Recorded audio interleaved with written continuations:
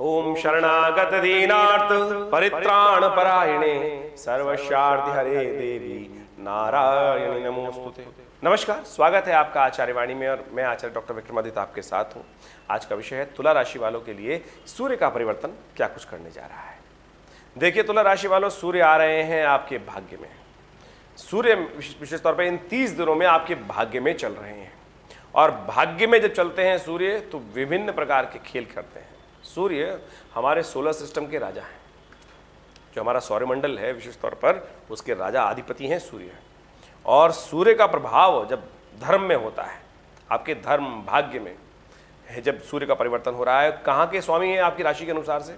यदि हम आपकी राशि में तुला में बात करें तो एकादशवां भाव जो है वो विशेष तौर पर लाभ का भाव है और वहाँ का स्वामी कहाँ बैठ गया, भाग्य में, धर्म में।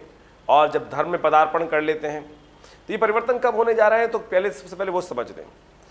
ये 15 जून को शाम को 6:16 पर सूर्य का परिवर्तन होगा और ये परिवर्तन उस दिन तिथि भी बहुत सुंदर है। बृहस्पतिवार का अवसर, प्रदोष का काल, प्रदोष तिथि, द्वादशी और त्रयोदशी दोनों मिल गई हैं और ऐसे में बहुत सुंदर ये जो तिथि है बहुत सुंदर है और इस तिथि में, सुंदर तिथि में सूर्य का परिवर्तन आपके भाग्य में आ रहा है।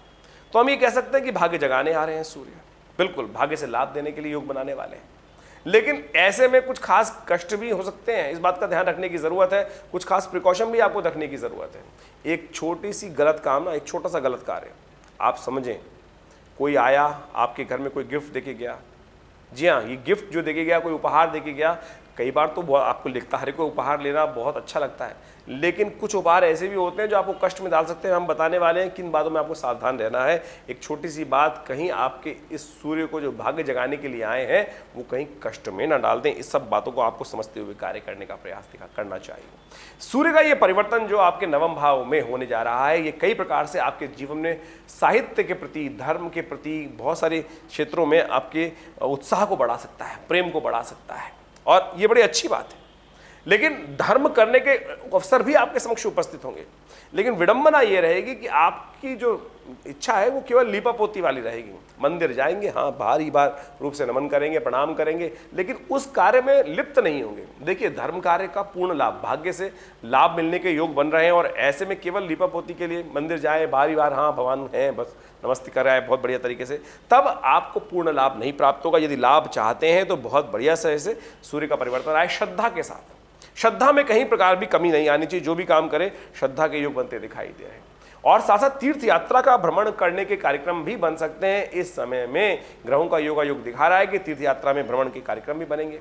तो ऐसे में भ्रमण के साथ साथ यदि किसी तीर्थ स्थल पर जाने का अवसर प्राप्त हो जाए तो केवल सैर सपाटे के लिए नहीं, थोड़ी श्रद्धा के साथ, भक्ति के साथ भी उस तीर्थाटन का जो विशेष तौर पे यदि लाभ लेना चाहें तो दुगना लाभ प्राप्त हो सकता है आपको। भाग्य में चल रहे हैं आज विशेष तौर पर सूर्य महाराज का जो पदार्पण मिथुन राशि में जब होगा विशेष तौर पे 15 जून से लेकर 1 महीने के लिए, तो ये आपके भाग्य के, धर्म के द्वारा भाग्य उदय करने के रास्ते बना देगा। और ऐसे में सोने पे सुहागा यदि तीर्थाटन भी हो जाए, खासतौर पे घूमने फिरने का कार्यक्रम बन जाए, सैर सपाटे का कार्यक्रम बन जाए, वो भी तीर्थ क्षेत्र में जाके बन जाए, तो ऐसे में अच्छे से वहाँ श्रद्धा जगाकर भगवान के प्रति थोड़ा समर्पण भाव से काम करने का आप प्रयास करेंगे तो बहुत सुंदर तरीके से लाभ के योग बहुत अच्छे से बन सकते हैं। एक बात का और ध्यान रखिएगा, ऐसे में लोगों के साथ बहुत ज़्यादा नरम और बहुत ज़्यादा गर्म स्वभाव अच्छा नहीं रहेगा। बैलेंस होकर काम करने का आपको बहुत ज़रूरत है काम करने की। कहीं बहुत ज़्यादा आप दब जाएं, कहीं बहुत ज़्यादा एग्रेसिव हो जाएं, तब दोनों प्रकार के स्वभाव आपके जीवन में ऐसे में कष्ट उत्पन्न करने के योग बना सकते हैं। लेकिन ओवरऑल हमें दिखाई देता है कि आपकी बुद्धि के द्वारा आपके भाग्य से बहुत बढ़िया प्रकार से लाभ होने के योग बन जाते हैं। किसी क्षेत्र में आपका एक्सपीरियंस भी नहीं है, एजुकेशन भी उतनी ज़्यादा क्वालिफिकेशन नहीं है, फिर भी ऐसे में बहुत अच्छी अपॉर्चुनिटीज़ के द्वारा आप लाभ उठाने के कार्य बना सकते हैं। तो ये समय आपके लिए विशेष तौर पर कई क्षेत्रों में पॉजिटिव चेंजेस लाने के योग बनाने वाला है। शिक्षा के क्षेत्र में भी विशेष तौर पे हम बात करें तो अच्छी उन्नति होने के योग बनते। जो विद्यार्थीगण एग्जाम दे रहे हैं, कंपटीशन दे रहे हैं, भाग्य में उनको कई रास्तों के द्वारा लाभ प्राप्ति के योग बन सकते हैं। धन और यश दोनों प्राप्ति के योग इस समय में बन रहे हैं। बस केवल धर्म के प्रति अपनी आस्था को दृढ़ रखते हुए कार्य करने का आपको प्रयास करना चाहिए। तो ओवरऑल ये समय मैंने आपको समझाने का प्रयास किया। जो विशेष तौर पर मिथुन राशि में सूर्य का परिवर्तन होने जा रहा है 15 जून से लेकर जहाँ 30 दिन के लिए सूर्य का परिवर्तन इस राशि में होगा।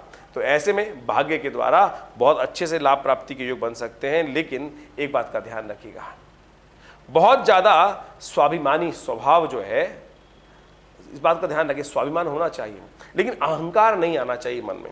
बहुत ज़्यादा अहंकार कहीं ना कहीं कष्ट उत्पन्न करने के योग बना सकता है। एक बात का और ध्यान रखिएगा, थोड़ा स्वभाव को ऐसे में हो सकता है कि सामने वाला ऐसा लगे कि आप बहुत ज़्यादा मिलनसार नहीं है, ये आपके पर्सोना से ऐसे में इफेक्ट सामने आ सकता है। तो कोशिश ये कीजिएगा इस प्रभाव को, देखिए ग्रह का एक प्रभाव होता है, ओरा होता है। जब समय ग्रह का परिवर्तन होता है तो आपके वायुमंडल के आपके आसपास आपकी पर्सनालिटी में इस प्रकार के चेंजेस आ जाते हैं कि सामने वाले को लग सकता है किसी से मिलने जा रहे हैं कि ये बहुत ज़्यादा मिलनसार व्यक्ति नहीं है।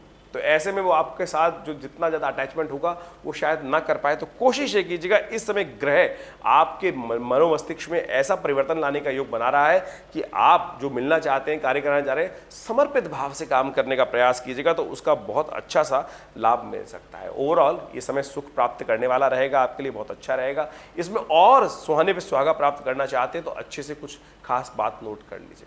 कहा जाता है शास्त्र के अनुसार से कि मिथुन के सूर्य जब आए उस संक्रांति से लेकर आने वाले कुछ दिनों तक यानी 30 दिनों में विशेष तौर पे हमें अपनी सामर्थ्य के अनुसार से अन्न का दान करना सबसे श्रेष्ठ माना जाता है। वस्त्र इत्यादि, सूती वस्त्र इत्यादि का दान आपकी राशि के अनुसार से बहुत श्रेष्ठ रहेगा। आपकी राशि के अनुसार से आपको अवश्य करने का प्रयास करना चाहिए। भगवान शिव का दूध से, देखिए प्रदोष के दिन से ही ये आरंभ हो रहा है तो कोशिश करें शाम के समय अवश्य कुछ दिन तक भगवान शिव का दूध के द्वारा अभिषेक कर लें। दूध किसी गरीब व्यक्ति को दान कर दें, दही का दान कर दें, सफ़ेद चीज़ों का दान करना बहुत बढ़िया आपके लिए कल्याणकारी योग बनाने वाला है। और एक काम और कर सकते हैं, जिस दिन विशेष तौर पर संक्रांति से लेकर जब भी जितने भी 4 रविवार पड़ेंगे, ऐसे में चारों रविवार पर कोशिश करें भगवान सूर्य को अर्घ अवश्य दें। यदि नित्यपति दे सके तो बहुत अच्छा रहेगा। गायत्री का जप कर लें, सूर्य गायत्री का जप कर लें, गायत्री मंत्र का पाठ कर लें तो ये बहुत सुंदर आपके लिए जो थोड़े बहुत ग्रहों के योग थोड़े नेगेटिव हैं उसको पॉजिटिव करने का योग बना सकता है। तो मैंने कहा आप काम सब करेंगे, पॉजिटिव चेंजेस लाने के योग बनाएंगे, लेकिन कई कार्यों में मन से नहीं करेंगे। जैसे श्रद्धा भाव भगवती के माँ भगवती का ध्यान करते हुए पूजा पाठ जो भी कार्य करें उसमें मन को लगाने का, श्रद्धा को जगाकर कार्य करने का यदि प्रयास करें तो ये समय आपके लिए बहुत अच्छा हो सकता है। ऐसे में एक बात और ध्यान रखें, भगवान सूर्य का दर्शन करते हुए कोशिश करें उनको जल दें। और जब व्रत करें, संक्रांति के दिन व्रत कर रहे हैं, सूर्य के रविवार के दिन विशेष तौर पर व्रत कर लें। यदि व्रत करने के उपरांत जब व्रत का समाप्ति करें तो उस समय काली मिर्च का सेवन करके, वक्त इस कहा जाता है कि जब मिथुन के सूर्य हो तो काली मिर्च का सेवन करके व्रत को समाप्त करना चाहिए। वो हर प्रकार से आपके जीवन में कल्याण के योग बनाता है। एक बात का और ध्यान रखिएगा, इस खास महीने में चांदी का दान करना आपका भाग्योदय कारक रहेगा। किसी मंदिर में जाकर, किसी पंडित जी के पास जाकर, किसी योगी व्यक्ति के पास जाकर, गुरुजन के पास जाकर चांदी का कोई भी उपहार स्वरूप चीज़ें, चांदी का सिक्का दे दीजिए। घर में पड़े होते हैं, आमतौर पर रुलते रहते हैं इधर उधर, चांदी का अपमान भी होता है। आजकल तो हर शादी में कुछ ना कुछ चांदी के लोग सिक्के दे देते हैं, होते वो चांदी के नहीं है लेकिन निमित्त मात्र चांदी तो होती ही है उसके अंदर, और वो घर में ऐसे ही पड़े रहते हैं। कोशिश ये कीजिए इस महीने में खासतौर पे आपके लिए सबसे श्रेष्ठ उपाय बता रहा हूँ, किसी मंदिर में जाकर उन चांदियों को, सिक्कों को अवश्य दान स्वरूप देने का प्रयास कीजिए। चांदी का दान करना आपके भाग्य को उदय करने वाला रहेगा। लेकिन एक बात का और ध्यान कर लीजिए, ऐसे में कई बार हमारे जन्मदिन भी आ रहे होते हैं, घर में एनिवर्सरी हो रही होती है, कोई यदि घर में आपको चांदी लाकर उपहार स्वरूप दे तो उससे बचने का प्रयास कीजिएगा। इस खास महीने में आपकी विशेष तौर पर तुला राशि वालों के लिए चांदी घर में उपहार स्वरूप बिना पैसे के चांदी के घर में आना आपके लिए आपको नुकसानदायक योग बना सकता है। तो इन सब बातों को समझते हुए कार्य करने का आपके लिए ध्यान रखने की योग है। ग्रहों का योग बड़ा अच्छा है। तीर्थाटन का या लोग खासतौर पे घूमने फिरने का कार्यक्रम आपके लिए बनता दिखाई दे रहा है। सेहत का थोड़ा ध्यान रखने का प्रयास कीजिएगा। काली मिर्च का सेवन नित्य प्रति करें, भगवान सूर्य को जल दें और जल के उपरांत उसमें एक काम करें, 2 काली मिर्च भी डाल दिया करें, फिर भगवान सूर्य को अर्घ दे दिया करें और उसके बाद अंत में उन काली मिर्च को निकालकर उसको प्रसाद स्वरूप भक्षण कर लिया कीजिए। ये आपके लिए टोटका है, इसको करने का प्रयास कीजिए। हमें लगता है कि आप अपने सूर्य को बहुत बढ़िया तरीके से, ये परिवर्तन का जो योग बन रहा है, लाभ ले सकते हैं। इस समय में इन खास बातों का ध्यान रखते हुए जो हमने बताई हैं उनका उपयोग करने का प्रयास कीजिए। भाग्य साथ देगा, लाभ के योग बनेंगे। धन्यवाद।